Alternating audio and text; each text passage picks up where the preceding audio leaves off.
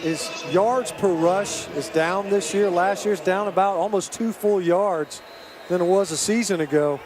He's in his own end zone. They're going to probably use him to power to get off of their own goal line. Only 8 carries for Benny in the first half. Inside the 5 on 1st down and 10. Ran right into some traffic, right back to the line of scrimmage. Let's go down to Dawn.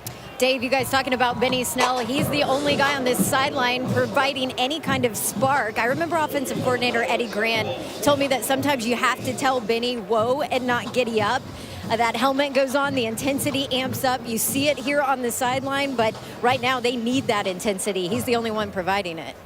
7th in the conference in rushing, averaging 82 yards a game. He can be a workhorse. I mean, he carried it 38 times against Missouri last year for 192 yards. Give it to Benny here. He'll get it out to the 9. Close to 6. Vince Calhoun comes up to make the play. But we haven't seen a whole lot of Wildcat. The Wildcat hasn't been real effective, as good as it was a year ago. No, really, you're right. It hasn't been. And it was a bit of a change up, like we mentioned, for them last year. And then it kind of became a centerpiece of the offense. And you see now,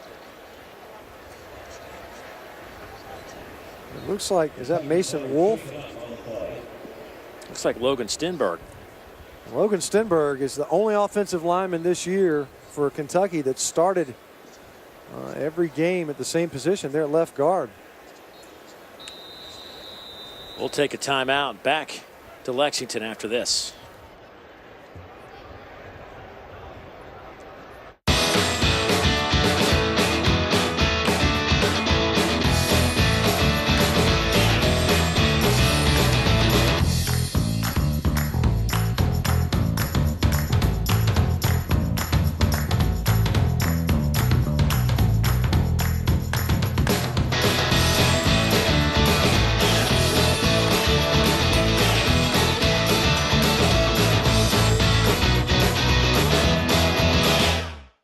Hi, so I just got off the phone with our Allstate agent, and I know that we have accident forgiveness. So the incredibly minor accident that I had tonight. 4 weeks without the car. Okay, yep, good night. With accident forgiveness, your rates won't go up just because of an accident. Switching to Allstate is worth it. Anyone can get you ready. Holiday Inn Express gets you the readiest, because ready gives a pep talk. Showtime. But the readiest gives a pep rally. I cleared my inbox! Holiday Inn Express. Be the readiest. You give your all here. And here. You're building a foundation that will lead to opportunities, that will open doors. Yet so many smart, talented student athletes leave college prepared to make money, but ill-prepared to manage it. That's why Regions Bank has provided more than 64,000 presentations in communities throughout the SEC to teach individuals good sense money management. Because understanding the value of a dollar is just as important as earning one. Today's SEC game ended on an incredible play. All right, who's ready for some ice cream? It's our post-game ritual. Honey, he's had a long day. Yeah. We got ice cream. Ice cream. Who's ready for the post-game ice cream? Dad? Honey, he's had a long day.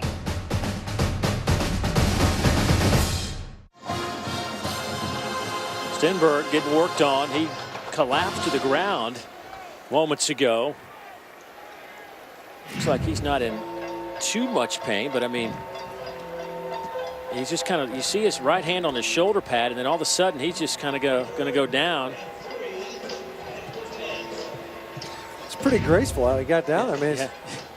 The other aspect of that, and I don't know if you noticed it, but 68 Nick Haynes was also. They both look like neck injuries. He was coming off the field at the same time. There was a couple of piles on that inside run by Snell after the fact. Here's Johnson. Overthrows his receiver, Blake Bone. They misconnected on that same route earlier. And now it's 4th down. Exactly right, Dave. That's twice now coming out where clearly Johnson and Bone on 2 different pages. This time Or perhaps just an overthrow. Last time Johnson was pretty demonstrative with his receiver that wasn't pleased with how the route was run.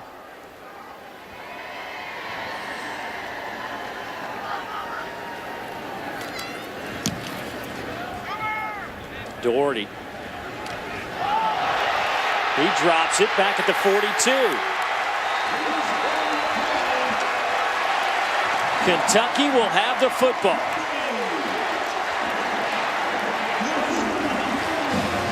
Tristan Yeomans, a young man who snaps on punts, but then is the holder on field goals, making the special teams play. And he's a guy that recovers muff punts on the coverage unit. What a great play, great hustle getting downfield. And Doherty, maybe a lesson learned. He let Panton's punt in the first half roll beyond him, and it was a 71-yarder. That ended up being like a long completion. So first down and 10 for Kentucky, just outside the 40. They'll go with Benny Snell, and he is wrapped up and dropped to the turf. Only a gain of a yard. Derek Williams, the senior, making an outstanding play. You can see the commitment that Eastern Michigan has. They're going to do the best they can to slow down that rushing attack. They've done a pretty good job so far in this game. As we've already mentioned, Kentucky feeding number 26 early here in the second half. They'll work out of that pistol again. They'll throw near side. This one is caught by Johnson. He's to the 35, so now it'll be third down and relatively short. Justin Moody comes up with his fourth stop. Again, another third, somewhat manageable.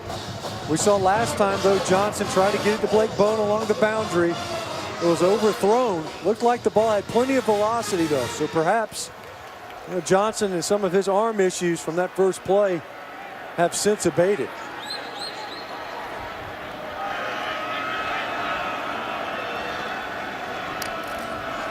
Third down, and let's call it 3. Benny Snell will have the first down. He picks up 4. Vince Calhoun pushes him out of bounds, and then they chat a little bit. Another box count. See these 5 defenders? 2, 3, 4, 5. We've got 5 blockers for these guys. We're going to hand this ball off. They still aren't able to get up to the second level, but Benny Snell as a runner, very difficult to be tackled by just one defender. Sheds that would-be tackle by Dedrick Williams and easily picks up the first down.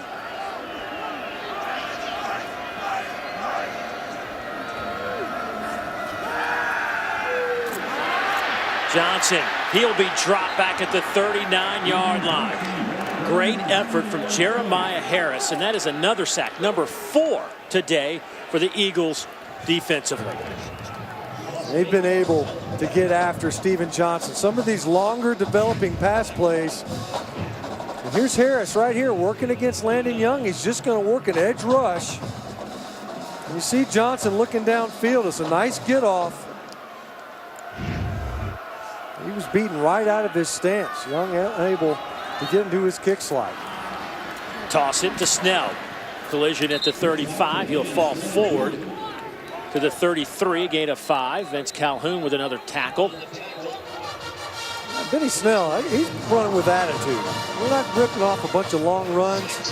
When he gets tackled angry. He's coming up. He's getting after the guys that are supposed to be blocking on the perimeter. He's wanting this football.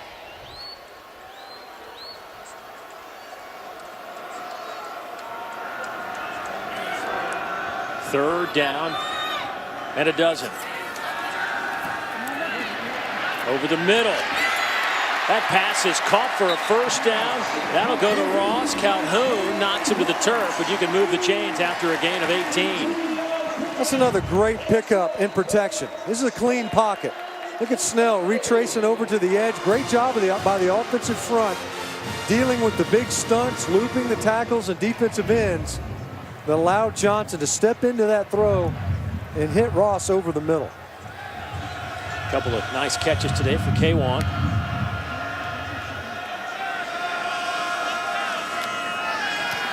Quick hitter to Bowden. He bounced out of bounds inside the 10. That'll be a gain of 6. You know, and I think Kentucky started to take advantage of the fact that there's no Brody Hoying, one of the safeties, and their playmaker on the back end, and Juan Geraldo, who was ejected for targeting back in the first half. Yeah, and, you know, they've had a couple opportunities, obviously situationally, to get back to the ground game when you're in your backed up offense and you're bailed out by a muff punt. You get a short football field, you have to capitalize on it.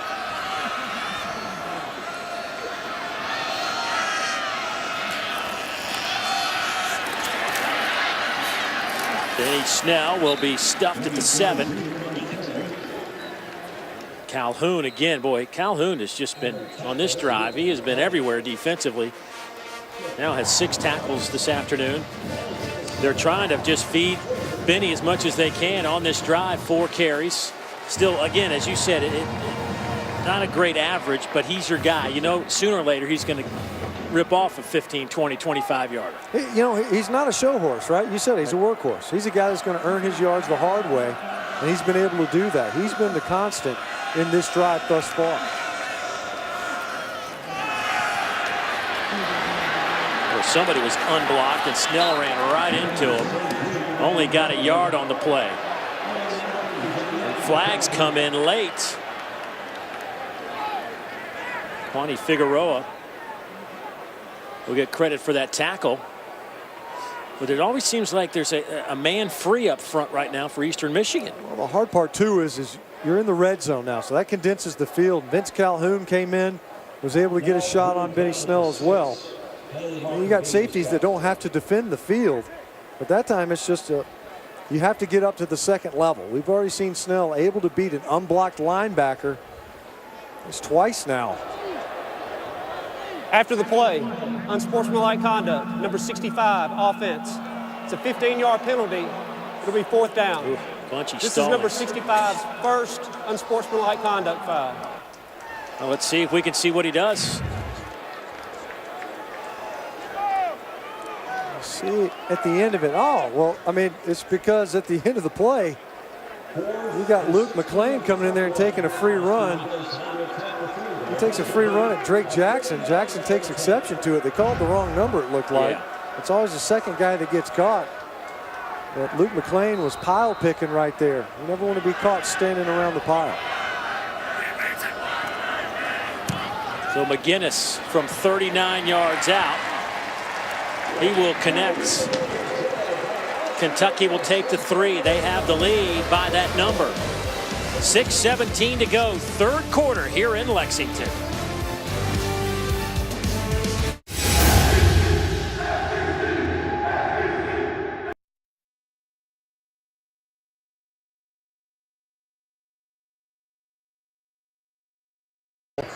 Between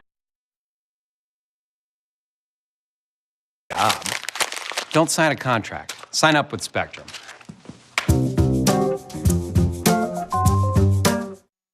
Kentucky gets the field goal to take a 3-point lead, 17-14 over Eastern Michigan. First ever meeting between these two clubs. And, well, for Kentucky, you look at their rushing total, just 37 yards. They were trying to get Benny Snell going on the last couple of drives, but just couldn't do it. You know, this time it's because you got a free hitter. They're going to try to block a little fold scheme right here in the middle between their right guard and center. And watch Ike Spearman. He's going to be unblocked, and he's just waiting on Benny Snell in the hole. He's all squared up. He's able to dig his cleats in the ground. We talk about sometimes you got to bring your own block. Snell was able to defeat the block of Dedrick Williams, another unblocked middle linebacker, on a short yardage run earlier. But that time, when you allow a defender to just wait on the running back in the hole, it's not going to have success. That kick will sail through the end zone.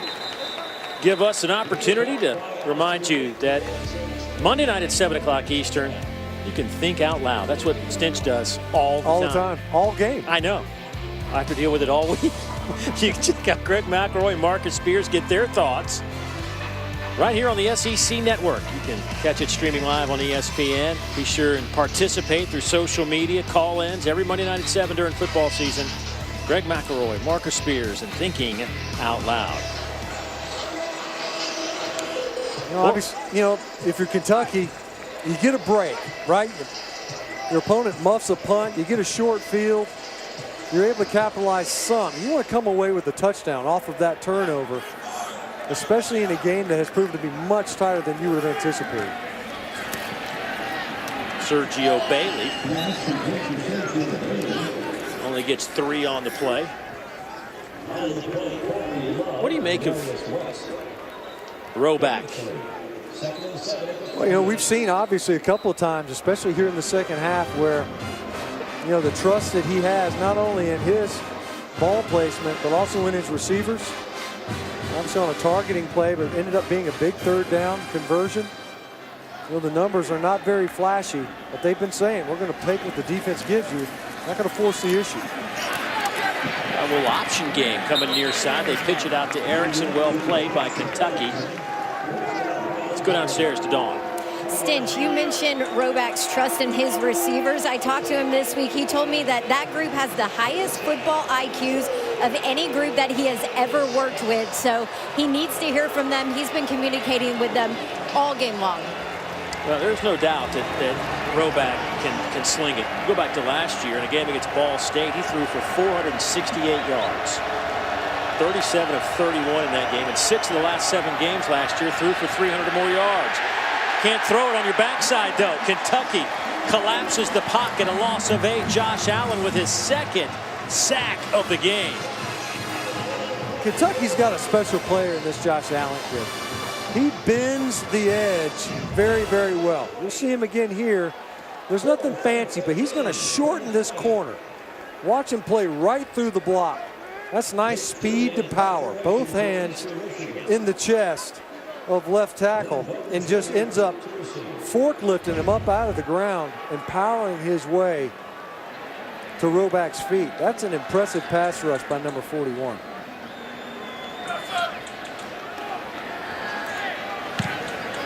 Another line drive spiral kick. That'll take a bounce and roll out of bounds at the 37-yard line. A 43-yard punt. But some good defense from a guy you expected. Josh Allen with yet another sack. Kentucky getting it done defensively.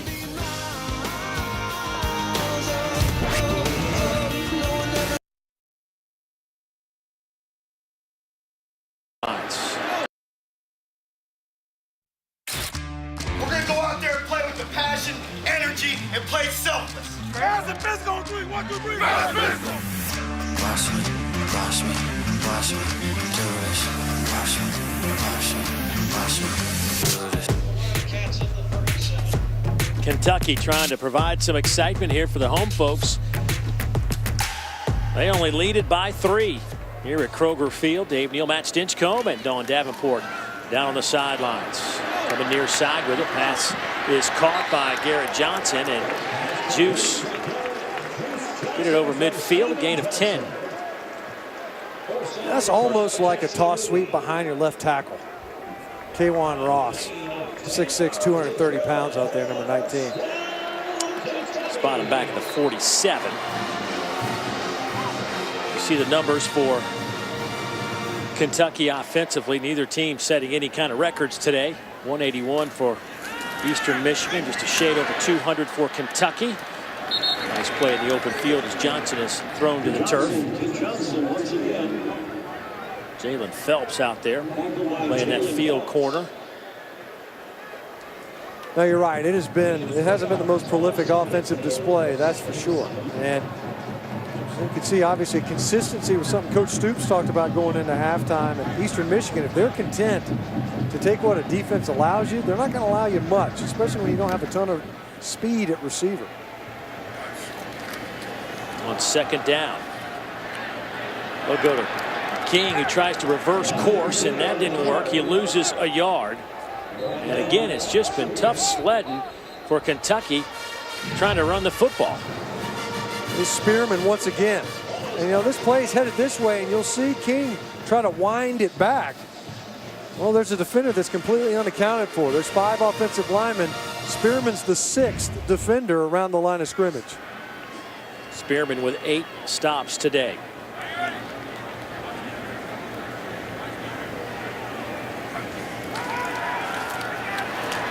Over the middle, pass is knocked out of there. At the last minute trying to hit Thomas. Well, I'll tell you what, this Eastern Michigan defense, they have been able to get to Steven Johnson today. They have. Steven Johnson has taken some shots. As you mentioned, trying to stab it in there to a true freshman. Great defense. That's a well-defended play. And you see Johnson taking a shot there late. It was Calhoun on the pass breakup. It was Rockwall on the shot on the quarterback. Fair catch called for and taken. Isaac Holder back there on that punt return. Hey, the ESPN app is a fan's best friend. Stream every ESPN and ABC college football game live, at home or on the go. Download the ESPN app to start streaming now. The app. We'll be all over the app as soon as this one's over. A lot of games going on tonight. How about Georgia just throttling Tennessee right now? I can't say that it's that surprising. You know, we've seen Tennessee, they've had their difficulties, and Georgia playing with a ton of confidence. And if you're a good team, if you think you're a championship caliber team, then these are the types of performances you should put together. Alabama last week against Vanderbilt, similar, 59-0. It's 38-0 in Knoxville this afternoon. Pickup of 8. That goes to Bailey. You're exactly right. You know, and with this squad here in Kentucky, you know, Mark Stoops was talking about, look, we're a good football team. We don't play well. We can lose just about any game on our schedule. Now, we also think that if we put it together and play consistently, we can compete with just about anybody. You saw it last week. You've seen it before. It's the consistency and discipline that at times has compromised the Wildcats. Nice play fake coming near side. Roback. Well, that was well executed. Bailey tiptoeing the sideline. That'll be a first down out around the 22-yard line. Nice ball handling by Roback. We've seen on a couple of different occasions. He's done an excellent job throwing on the run. He's a pretty mobile athlete. He's been able to put it on the money on a couple of conversions. 6 catches now for Bailey, 53 yards. They'll play fake it again. Roback. Boy, he walked right into the sack. And Jared Daniel. Kind of drifted that time. He was looking to work. He was looking to work to the left-hand side of his formation. And Darius West does a great job. He comes over the top. It's Mike Edwards in coverage. You see West coming over, number 25. Roback sees that. See him drift? He's trying to drift towards that throw, and when he goes to escape, you're a right-handed quarterback, you want to escape to your right-hand side, and it was right in to awaiting arms. Second down, and call it 20. They got to get it out to the 32-yard line. Breck Turner. Probably right back to the line of scrimmage, so now a long third down approaching. If you're going to run the ball on second down right there, you're just trying to pick up some yards to get it close to third and manageable. But if that's the case, if you don't want to risk another turnover, if you don't want to have a bad decision, you're not giving yourself much chance of success. I'll be surprised if they're not conservative with this play call and just punt it away. They may wait to do that in the fourth quarter. We were tied at 14 at halftime. Kentucky able to put 3 on the board on a 39-yard field goal from Austin McGinnis. We head to the fourth quarter, 17-14 Cats. This season marks nearly 85 years of SEC tradition. At Johnsonville, we respect heritage. We've been making premium sausage since 1945. We're heading back to SEC country to earn our fans. On every campus, at every tailgate, every big game, all the way to the championship. Get fired up for game day, made the Johnsonville way.